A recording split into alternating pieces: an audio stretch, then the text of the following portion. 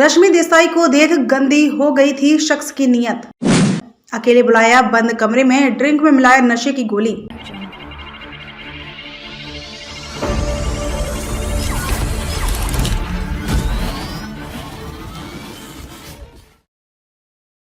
बीते दिनों Bhojpuri actress Mona Lisa ने कास्टिंग काउच को लेकर बड़ा खुलासा किया था। उन्होंने बताया था कि वो काम मांगने के लिए जाती थी तो उनसे गंदी डिमांड की जाती थी। कास्टिंग काउच का मामला कोई नया मामला नहीं है, बल्कि ये इंडस्ट्री का बड़ा मुद्दा रहा है। इसे लेकर भोजपुरी और टीवी जगत का बड़ा नाम रश्मि देसाई भी खुलासा कर चुकी है। एक शख्स की उनको देखने के बाद नीयत बदल गई थी। उसने उनके साथ गंदा काम करने की कोशिश भी की थी। जी हाँ, आपने बिल्कुल सही सुना। अगर उस रात मां नहीं पहुंची होती तो रश्मि देसाई किसी गंदी हरकत का शिकार हो गई होती।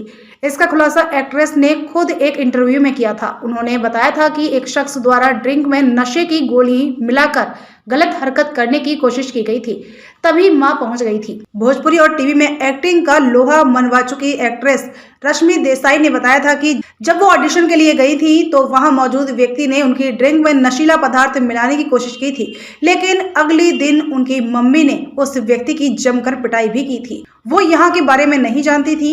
इस दौरान उन्हें ऑफर दिया गया कि अगर उन्होंने कास्टिंग काउच का सामना किया तो उन्हें काम मिल जाएगा। एक्ट्रेस ने खुलासा किया था कि वो सूरज नाम के शख्स से पहली बार मिली थी। उस शख्स ने उनसे स्टैटिक्स के बारे में पूछा था और उन्हें नहीं मालूम था कि इसका क्या मतलब होता है।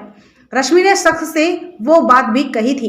इतना ही नहीं, शख्स ने एक्ट्रेस को उनकी ड्रिंक में कुछ नशीला पदार्थ मिलाकर बेहोश करने की भी कोशिश की थी। रश्मि उससे बार बार कह रही थी कि उन्हें ये सब नहीं करना है। वो वहां से किसी तरह से 2.5 घंटे बाद बाहर आ पाई थी।